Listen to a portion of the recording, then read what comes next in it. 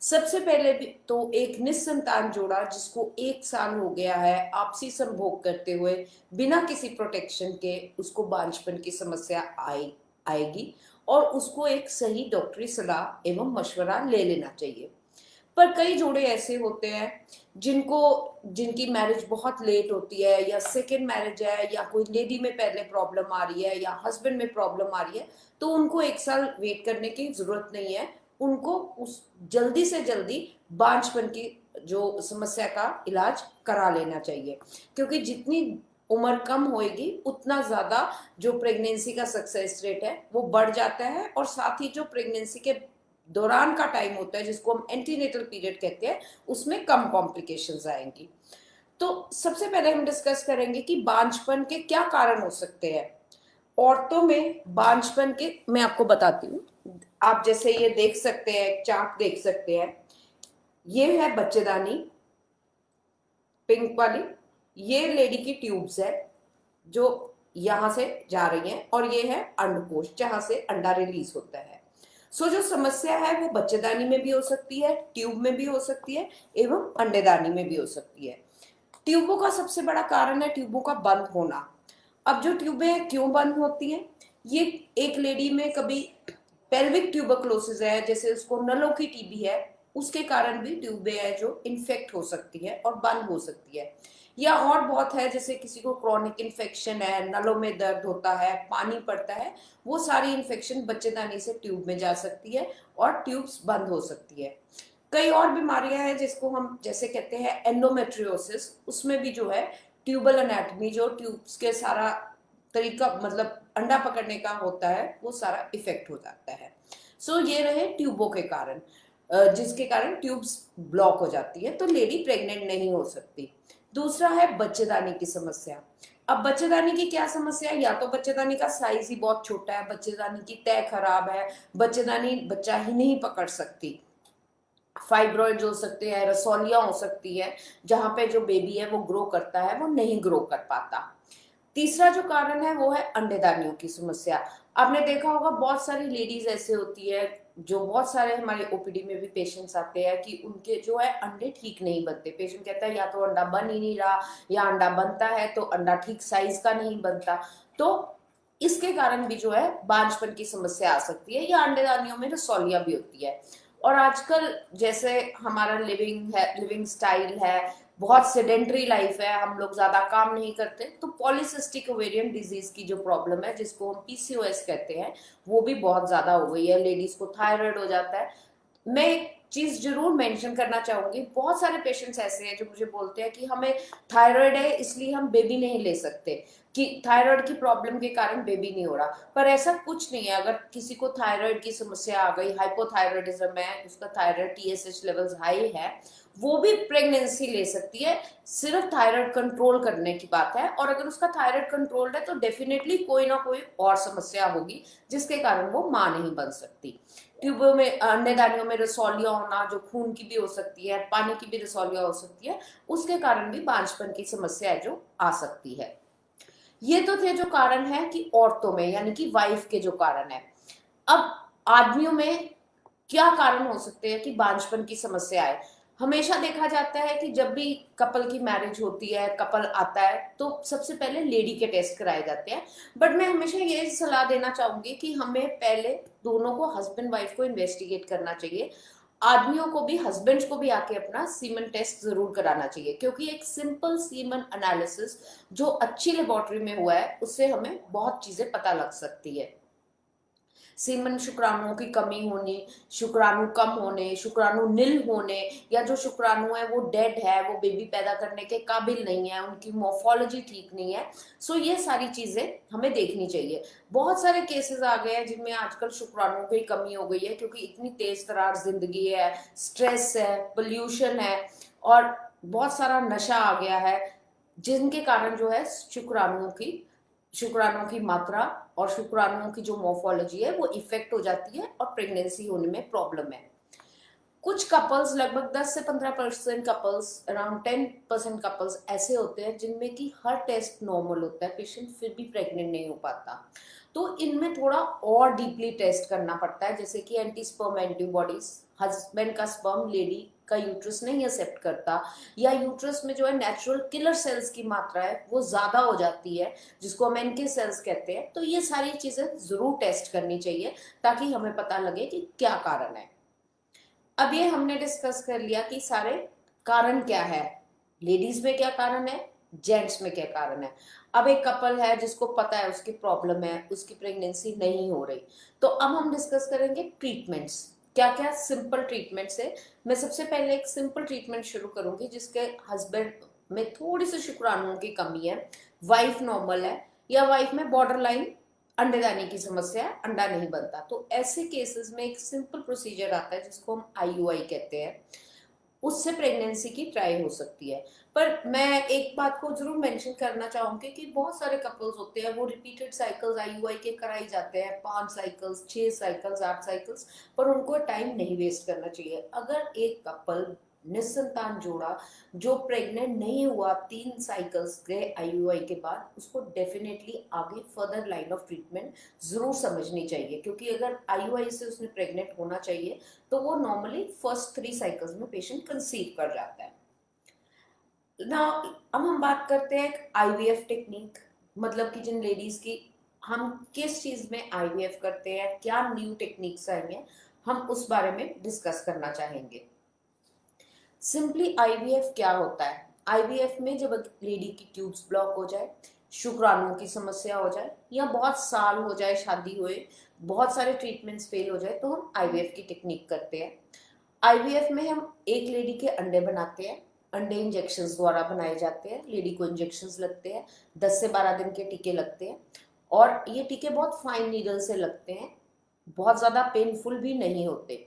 तो जब ये अंडे तैयार किए जाते हैं, फिर हम आईवीएफ लैब में ये अंडे अल्ट्रासाउंड के जरिए निकालते हैं, और जो काम ट्यूब में होना है वो एक आईवीएफ लैब में होता है, भ्रूण तैयार करके लेडी की अंडेदानी में रखा जाता है। आजकल विज्ञान ने इतनी तरक्की कर ली है कि आईवीएफ से जो सक्सेस रेट है उससे कई गुना ज्यादा success rate ICSI, IMSI, laser hatching, blastocyst culture, embryo monitoring, इन सब टेक्निक से जो है सक्सेस रेट, कामयाबी दर जो है बहुत इंक्रीज हो गया है। तो आपको मैं बताना चाहूंगी कि इक्सी विधि क्या होती है। इक्सी विधि उन पेशेंट्स में स्पेसिफिकली की जाती है जिनमें पेशेंट का आईवीएफ फेल हुआ हो, या जिनके हस्बैंड के स्पर्म्स भी बहुत कम मात्रा में हो, 0.5 मिलियन हो, या लेस, बहुत ही कम हो, या नील स्पर्म्स हो। तो इन केसेस में जो है एग और स्पर्म का मिलन जो है माइक्रोस्कोप में किया जाता है। जो आदमी का शुक्राणु है वो मैनुअली अंडे में इंजेक्ट किया जाता है, जिसको हम इक्सी विधि कहते हैं। इसके लिए बहुत स्पेशलाइज्ड इक्विपमेंट चाहिए जो बहुत इजीली अवेलेबल नहीं होता, इक्विपमेंट बहुत कॉस्टली है, बट डेफिनेटली उसका सक्सेस रेट बढ़िया है। इसके लिए बहुत अच्छे भ्रूण वैज्ञानिक की जरूरत होती है, बहुत एक्सपीरियंस डॉक्टर की होती है। तो भ्रूण बना के ये यूट्रस में रखा जाता है। पेशेंट के लिए आईवीएफ और इक्सी एक सेम टेक्निक है, इन द सेंस कि इक्सी में भी एग्स बनाए जाते हैं, पर जो काम लेबोरेटरी में होता है वो डिफरेंट होता है। इससे जो है हम कामयाबी दर बढ़ा सकते हैं। जैसे अब एक पेशेंट है, हस्बैंड है, उसके स्पर्म्स बिल्कुल नील है, तो देखा जाता है कि जो स्पर्म्स है उसके अंडकोश में, उसकी टेस्टिस में, गोलियों में बन रहे हैं कि नहीं। अगर उसके स्पर्म्स बन रहे हैं तो हम जो है वो टीसा विधि से या स्पर्म्स एपिडिडमस से एस्पिरेट करके हम वो स्पर्म ले सकते हैं, चाहे वो एक स्पर्म हो चाहे वो 4 स्पर्म्स हो। सो इस कहने का मतलब कि आज के डेट में इतनी तरक्की हो चुकी है, जो विधि बाहर के देशों में अवेलेबल थी या बहुत मेट्रो सिटीज में अवेलेबल थी, वो आज की डेट में पंजाब में भी अवेलेबल है। और इस विधि से हम जो है एक एजोस्पर्मिक पेशेंट भी अपने ही संतान की सुख प्राप्ति कर सकता है, उसको डोनर बाहर का पराया वीरस लेने की जरूरत नहीं पड़ेगी। तो हम स्पर्म लेते हैं। बहुत सारे हस्बैंड्स पेशेंट्स ऐसे हैं जिनके अंडेदानियों में, मतलब उनके टेस्टिस में भी स्पर्म्स नहीं बन रहे, तो ऐसे केसेस में हार्मोन्स के इंजेक्शंस लगाए जाते हैं। स्पर्म की मात्रा जब बढ़नी शुरू होती है स्पर्म, तो फिर स्पर्म लेके हम इक्सी विधि से करते हैं। इस विधि से कामयाबी दर काफी बढ़ाया जा सकता है। और जो है बहुत सारी टेक्निक्स आ गई हैं जिससे हम आईवीएफ इक्सी का सक्सेस रेट इंक्रीज कर सकते हैं। उसमें से एक विधि को हम बोलते हैं लेजर हैचिंग। अब आप देखिए बहुत सारे पेशेंट्स होते हैं जिनका आईवीएफ साइकिल फेल हो जाता है। पेशेंट पूछता है मेरा साइकिल क्यों फेल हुआ। भ्रूण जो है बच्चेदानी के अंदर इम्प्लांट ही नहीं होता, उसको रिकरेंट इम्प्लांटेशन फेलियर बोला जाता है। जो भ्रूण की परत है वो नहीं चिपक पाती बच्चेदानी में, तो हम लेजर टेक्निक से जो है भ्रूण बनता है उसमें लेजर से होल्स कर देते हैं। लेजर ड्रिलिंग होती है, उसकी जो परत होती है भ्रूण की वो थिन की जाती है, ताकि जब हम एम्ब्रियो ट्रांसफर करें तो वो भ्रूण जो है बच्चेदानी में चिपक जाए।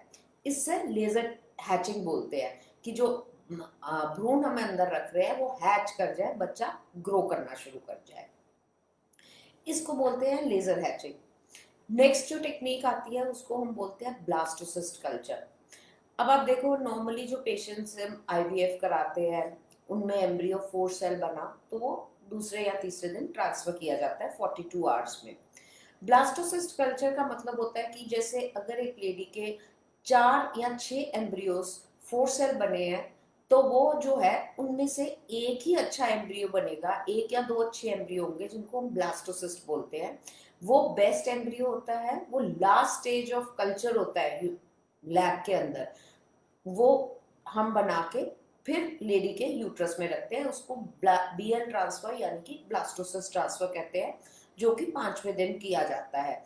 उसमें है जो है ब्लास्टोसिस वो बिल्कुल हैचिंग स्टेज पे होता है। जैसे ही बच्चेदानी में रखा जाता है बच्चा ग्रो कर हैच करके वो बच्चा चिपक जाता है, इसको हम बोलते हैं ब्लास्टोसिस्ट कल्चर। नेक्स्ट जो टेक्निक्स आजकल नई आई हैं उनमें है एम्ब्रियो मॉनिटरिंग सिस्टम। हम ये देखते हैं इसमें होता है कि हमें एक लेडी के जो भ्रूण बन रहे हैं हमारे पास स्पेशल मशीन्स होती है, बहुत हाई एडवांस्ड इक्विपमेंट आ गया जिससे हम ये देख सकते हैं कि कौन सा भ्रूण अच्छा है, कौन सा भ्रूण कैसे ग्रो कर रहा है। हमें पल पल की उसमें फोटोग्राफ्स मिलती हैं, पल पल की पता लगता है कि किस टाइम पे कौन सा भ्रूण कितना ग्रो किया है, और ये भ्रूण जो बेस्ट है जो बच्चा बना सकता है वो भ्रूण हम लेके बच्चेदानी में रखते हैं, इसको एम्ब्रियो मॉनिटरिंग सिस्टम कहा जाता है। ये सारी जो टेक्निक्स है इनसे हम आईवीएफ का कामयाबी दर कई गुना बढ़ा चुके हैं और ये काफी सक्सेसफुल भी रही है। नेक्स्ट मैं बताना चाहूंगी हमारे मन में, पेशेंट्स के मन में बहुत वहम और भ्रम है, बहुत क्वेश्चंस आते हैं जब वो एक ट्रीटमेंट करा रहे हैं, क्योंकि ये बहुत इमोशनली ड्रेनिंग ट्रीटमेंट होता है। एक पेशेंट है जो निस्संतान जोड़ा है, वो आया है, उसको सोसाइटी का इतना प्रेशर होता है, उसको रिलेटिव्स का इतना प्रेशर होता है, तो इस प्रेशर के कैसे हम रिलीव करें, कैसे हम पेशेंट को हेल्प करें, और बहुत सारे क्वेश्चंस होते हैं पेशेंट्स के मन में। तो मैं थोड़े से डाउट्स क्लियर करना चाहूंगी कि जो भी कपल है जब वो एक डॉक्टर के पास आता है, अपने रिलेटिव्स हैं, उसको रिलेटिव्स की सपोर्ट मिलनी चाहिए। रिलेटिव्स जो है उनको हेल्प करनी चाहिए पेशेंट को काम करने में, उसकी एंजाइटी लेस करने में, और साथ ही जो काउंसलर्स है, जैसे हर अच्छे आईवीएफ सेंटर्स में हर इनफर्टिलिटी यूनिट में काउंसलर्स होते हैं जो पेशेंट को गाइड करते हैं, काउंसिल करते हैं, उनके क्वेरीज के आंसर देते हैं, ताकि जो लेडी है और जो हस्बैंड है उनका मानसिक तनाव कम हो जाए। और आज की डेट में इतनी सारी स्टडीज है कि अगर एक लेडी जो खुश रहती है, जो तनाव से दूर रहती है, उसके बॉडी में ऐसे हॉर्मोन्स प्रोड्यूस होते हैं, फील गुड हॉर्मोन्स जिनको हम कहते हैं, कि जो सक्सेस रेट बढ़ाते हैं। जो भी कोई पेशेंट कोई भी ट्रीटमेंट करा रहा है, it is very important to relax. जो स्ट्रेस है पेशेंट का वो काम खराब कर देता है। और एक बात और, बहुत सारे पेशेंट्स कहते हैं कि हम आईवीएफ करा लेंगे, हमें तो जी स्ट्रिक्ट बेड रेस्ट की जरूरत है, हम नहीं काम कर सकेंगे, हम वर्किंग है, हमारे घर में कोई काम करने वाला नहीं, हम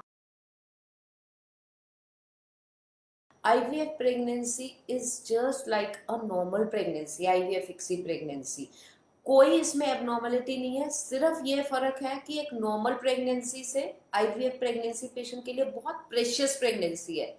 एक कपल है वो नॉर्मल कंसीव हो गया, उसको इतने मन में क्वेश्चंस नहीं आएंगे, पर एक लेडी है जो इतने सालों बाद प्रेग्नेंट हुई है वो हमेशा डरेगी कि मेरे साथ कोई बुरा ना होए। बट बिल्कुल कोई घबराने की बात नहीं है, कोई ऐसी प्रॉब्लम नहीं आती, पेशेंट को बिल्कुल स्ट्रिक्ट बेड रेस्ट की जरूरत नहीं है। इनफैक्ट बहुत सारे पेशेंट्स होते हैं जो एम्ब्रियो ट्रांसफर के बाद कहते हैं जी हमने रेस्ट नहीं किया, हम उठ गए इसलिए हमारा सक्सेस नहीं हुआ। ये सारे वहम है जो होता है, जो नजर आते हैं। और जो बच्चेदानी की तय बच्चे कहते हैं वो क्लोज्ड कैविटी है। भ्रूण विद इन 15 टू 20 मिनट्स उस कैविटी में सेटल हो जाता है। वो आप खड़े होके उसके बाद वॉशरूम जाओ, आप बाथरूम करो, वो भ्रूण नहीं डिस्टर्ब होता, वो बाहर नहीं आता। सो एक ये बहुत बड़ी मिथ है कि लोग कहते हैं कि हमें रेस्ट करना चाहिए, हमें 15 दिन पूरा प्रेगनेंसी की वो टेस्ट की सारा दिन लेट के यही सोचे जाना कि टेस्ट पॉजिटिव आएगा कि टेस्ट नेगेटिव आएगा। ऐसा कुछ नहीं है। It is nothing like that. कोई बहुत स्ट्रिक्ट बेड रेस्ट की जरूरत नहीं होती। तीसरी बात है, बहुत सारे पेशेंट्स को ये मन में वहम होता है कि जी हाँ, अब हम आगे, ये बहुत पेनफुल प्रोसीजर है, हमारे पता नहीं बॉडी में क्या इफेक्ट्स हो जाएंगे, हमारी जान को तो नहीं खतरा हो जाएगा। ऐसा कुछ नहीं है। आज के डेज में, आज के टाइम पे कोई भी लेडीज के इतने एग्स नहीं बनाए जाते कि उसकी जान को खतरा हो, जिसमें उसके पेट में पानी भरे और कुछ हो। मिनिमल स्टिमुलेशन प्रोटोकॉल्स आती हैं, जो इंजेक्शंस होते हैं वो बहुत प्यूरिफाइड फॉर्म के इंजेक्शंस होते हैं, बहुत अच्छे होते हैं, बॉडी में उनका कोई साइड इफेक्ट नहीं होता। इफेक्ट होता है, अच्छा इफेक्ट होता है कि एग्स बनेंगे और लेडी प्रेग्नेंट होएगी। सो ये जो वहम है, जो मिथ्स है, वो सारी हमें दूर कर देनी चाहिए जो दिमाग में लेडीज के क्वेश्चंस आते हैं।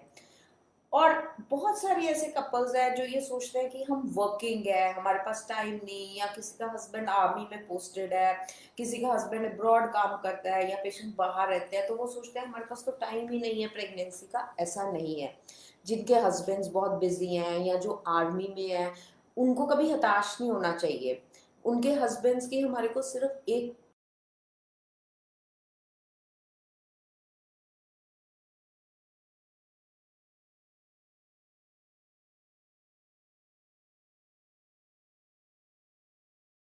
चाहिए कि जी मैं वर्किंग हूँ, मैं आईवीएफ नहीं करा सकती,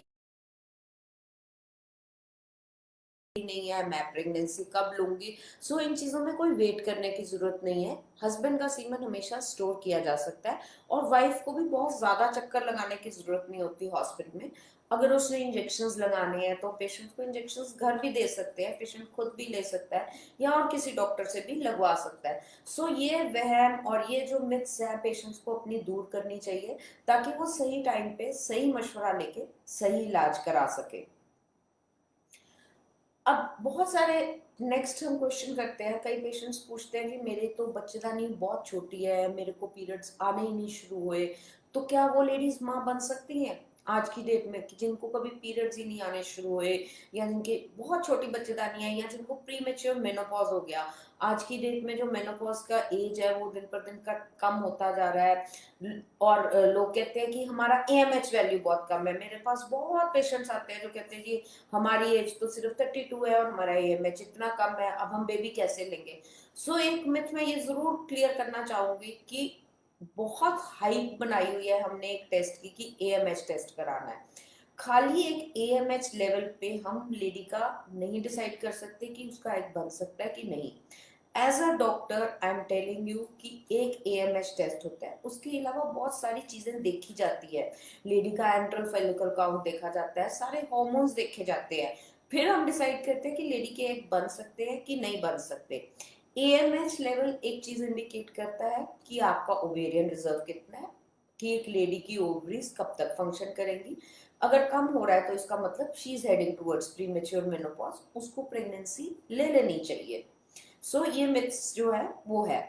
हम बात कर रहे थे कि जिन लेडीज की बच्चेदानी बहुत छोटी है या मेनोपॉज हो गया तो वो क्या करे, या जिनको कभी पीरियड्स ही नहीं आए, तो बहुत सारी ऐसे हार्मोन्स आ गए हैं, इंजेक्शंस आ गए हैं, जिनके साथ हम जो है लेडी की बच्चेदानी को हम बड़ा कर सकते हैं, उसका साइज बड़ा हो सकता है, लेडीज का पीरियड्स चालू हो सकते हैं।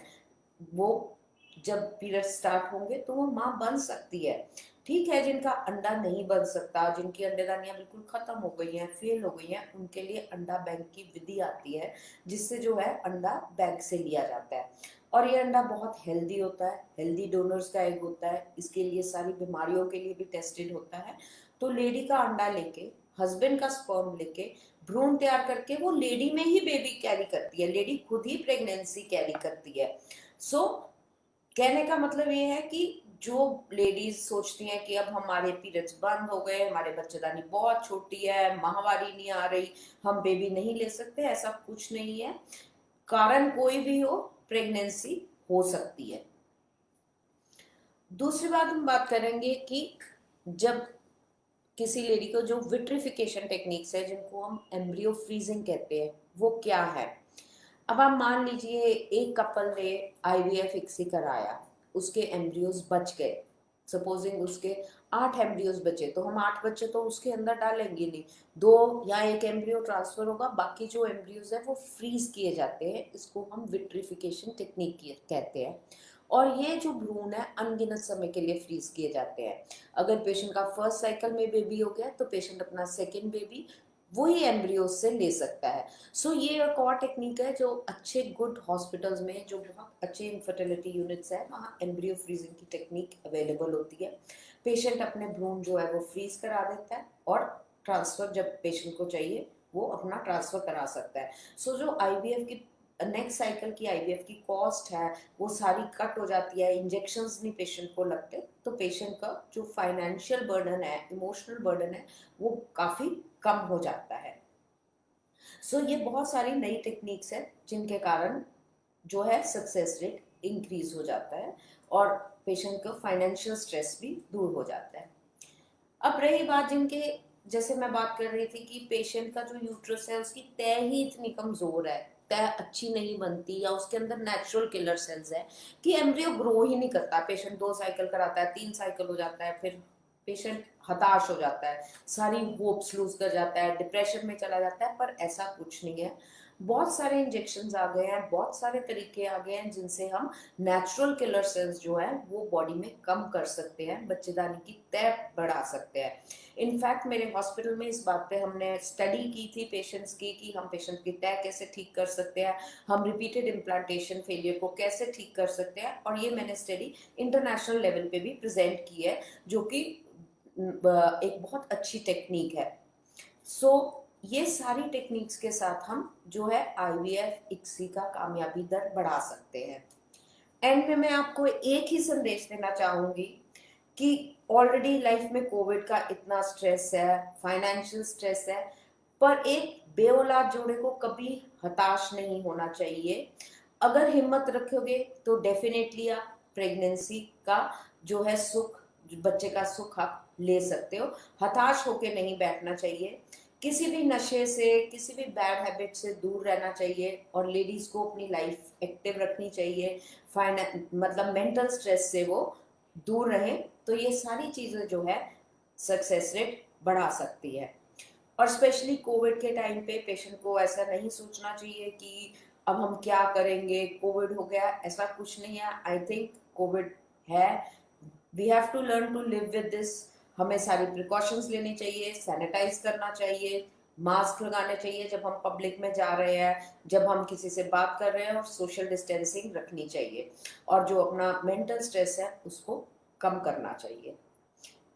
सो मेरा ख्याल है आपको इस बार बहुत सारे क्वेश्चंस जो है और जो बहुत सारे आपके वहम है वो दूर हुए होंगे।